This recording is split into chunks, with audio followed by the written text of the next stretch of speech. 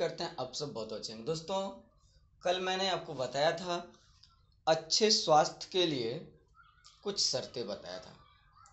हम अपने स्वास्थ्य को किस प्रकार अच्छे रख सकते हैं, इसके लिए मैंने कई सारे बातें आपको बताया। आज का टॉपिक है मुख्य रूप से दोस्तों स्वच्छ भोजन, वायु और जल। क्या है? स्वच्छ भोजन, वायु और जल ना। तो जानना हमको कि clean food, air and water. क्या जानना है? Clean food, air and water. स्वच्छ जल या फिर स्वच्छ भोजन, स्वच्छ वायु, स्वच्छ पेयजल, इस चीज के विषय में। स्वच्छता हमारे लिए बहुत जरूरी है। अगर स्वच्छता नहीं है तो हम रोग के शिकार अवश्य हो जाएंगे। दोस्तों, अपने वातावरण के सफाई के साथ साथ खान पान में भी सुधार और सफाई की आवश्यकता होती ही है। तो खान पान में अगर सफाई नहीं है तो समझिए हम और भी रोगी हो ही जाएंगे और इसको रोग से कोई बचा नहीं सकता है। तो रोग से बचने के लिए हमारे भोजन में भी शुद्धता की जरूरत होती है। भोजन के साथ साथ पीने वाली जल का भी साफ होना जरूरी है। पीने के जल के साथ साथ वातावरण में जो दूषित हवा है इसका भी साफ होना जरूरी है। कोशिश रहे कि ज़्यादा से ज़्यादा फूल लगाया जाए ताकि हवा के माध्यम से शुद्ध ऑक्सीजन हमको मिल सके और फेफड़े जैसे समस्या की बीमारी, श्वसन तंत्रिका खराब ना हो, दमे जैसी समस्या से जूझना ना पड़े। तब जाकर के क्या होगा, हमारा सही रहेगा शरीर।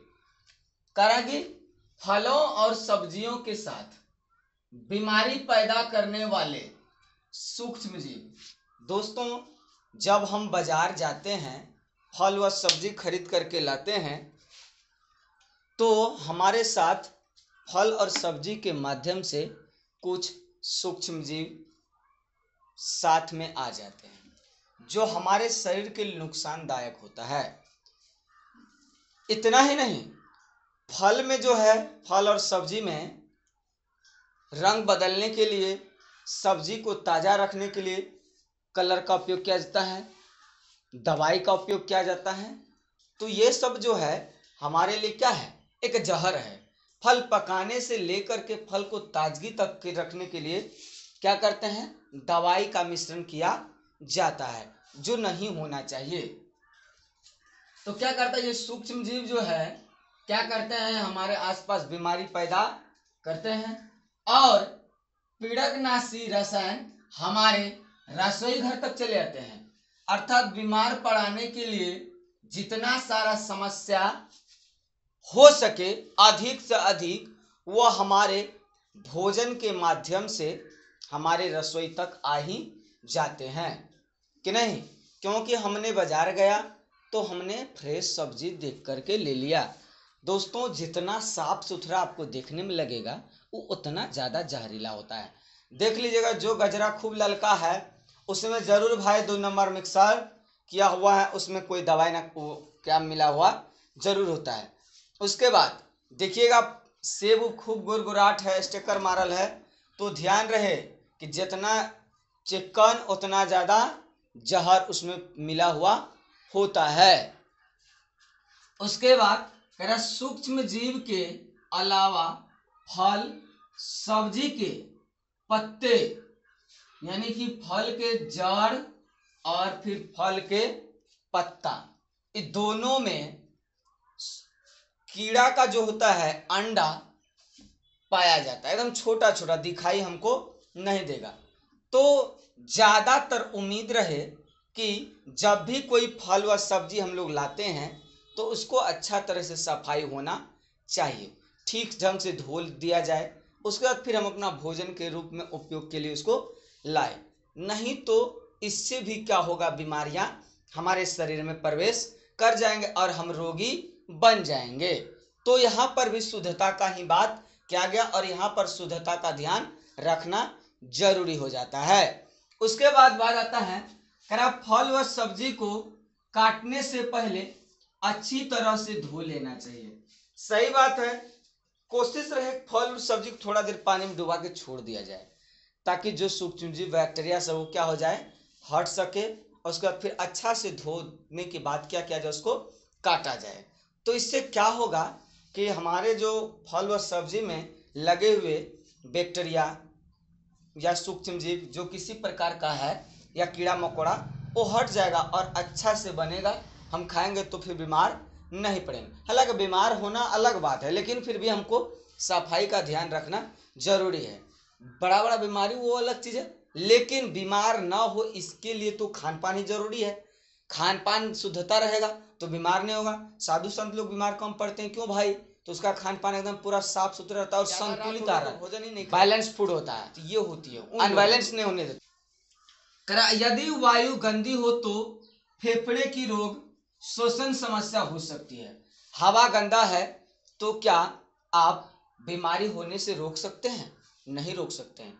तो आपको सांस लेने की समस्या, फेफड़े में दर्द, छाती का फूलना, सांस लेने में दिक्कत होना, ऐसे कई सारे रोग हमारे सामने आएंगे और हम उस बीमारी में क्या हो जाएंगे, ग्रसित हो जाएंगे। और हमारे संपर्क से आने वाले लोग भी क्या हो जाएंगे, बीमार से ग्रसित हो जाएंगे और वह भी, उनका भी धन का क्षय होना शुरू हो जाएगा। तो आपको इस सब पर ध्यान अधिक से अधिक देना होगा।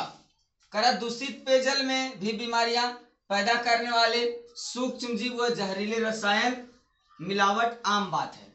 आप लोग खास करके पीते हैं बिस्लरी वाटर, केनली, ये सब क्या है भाई? ये सब जहर है। आपको बता दे, सबसे पहले बोतल वाला पानी, क्या जानना है? बोतलाइज पानी ऐसे रहता है, बोतलाइज पानी ना, ढकनी। दोस्तों आपको बताएं, बड़े बड़े शहरों में शौचालय का टैंकी अलग से नहीं होता है, बल्कि शौचालय का जो, जैसे देखिए ये मेरा शौचालय है, ये क्या है, मेरा शौचालय है सपोज दैट। इसका पाइप निकला हुआ है कहाँ पर? मेन रोड पर या नाला पर। तो इसका पाइप जो है क्या है, सीमर के द्वारा चलाया, गंदगी मल के फैक्ट्री में मल वाला रास्ता, ये पूरा बाजार का, ये पूरे बाजार का एक गड्ढा बनाया जाता है, सोख्ता गड्ढा। उस सोख्ता के गड्ढा से दो तरफ के फिल्टर बना दिया गया। मान लीजिए सोख्ता गड्ढा है, तो दो तरफ बना दिया गया, एक जल के लिए, एक जल हेतु, दूसरा मल हेतु, एक मल हेतु। तो जो जल वाला है, जल किधर आता है, इधर आ जाता है, किधर, जल वाला डब्बा में। और मल से जो वाहित जल है वो भी किस में आता है, जल गड्ढा में। इस जल वाले गड्ढे का जल निकाल करके क्या किया जाता है, इसको जल विद्युत मशीन से इसको साफ किया जाता है। क्या क्या साफ किया, और साफ करके इस जल को फिर बोतल में भर दिया जाता है। और यही बोतल का पानी हमारे आपके दुकान में साफ जल के रूप में आता है, और उसको खरीद के हम लोग बड़ा शौक से पीते हैं। दोस्तों नहीं पीना चाहिए, उसमें रसायन अभिक्रिया किया हुआ है, उसमें फिटकरी मिलाया है, ब्लीचिंग पाउडर मिला हुआ है साफ करने के लिए। क्यों ऐसा पिया जाए? अरे चापाकल का पानी भर लो ना, थोड़ा आयरन ही ना बढ़ेगा शरीर के, पी लो, क्या दिक्कत है? तो ऐसे पानी से आपको हट करके रहना पड़ेगा, समझे? तो ये होता है। अब कह रहे हैं अच्छे स्वास्थ्य हेतु शुद्ध जल, भोजन व हवा की आवश्यकता बहुत जरूरी है। सही बात है। अगर आपको लॉन्ग लाइफ जीना है, अच्छे लंबे दीर्घायु होना है, तो आपको सबसे पहले खान पान का ध्यान रखना पड़ेगा।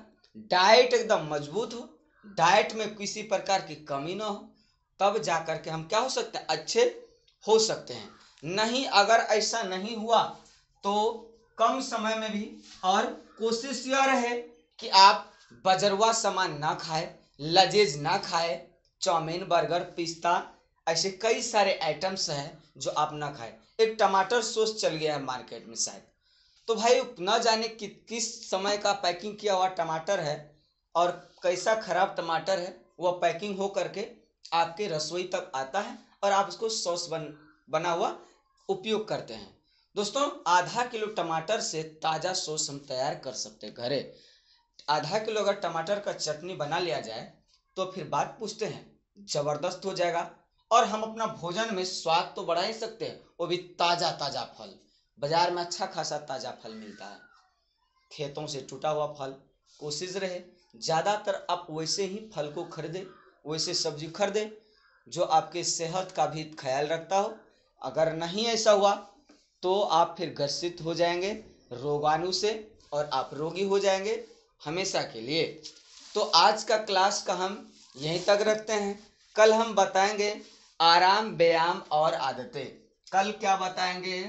आराम, व्यायाम और आदतें। तो इस पर कल का चर्चा होना है। आराम, व्यायाम और आदतें। आदमी को स्वस्थ रहने के लिए व्यायाम करना भी जरूरी है, आराम भी जरूरी है, आदत होना चाहिए आराम व्यायाम करने की। कुछ आदमी ऐसे हैं हर वक्त खटते रहते हैं, उसको सोचता है रात बेकार हो गया। कुछ ऐसे हैं जो कुछ करना ही नहीं चाहते हैं, वो हमेशा व्यायाम को छोड़ करके आराम ही फरमाता है। तो ये भी एक प्रकार का रोग होने से उसको रोग कोई बचा नहीं सकता। जय हिंद दोस्तों, फिर मिलते हैं।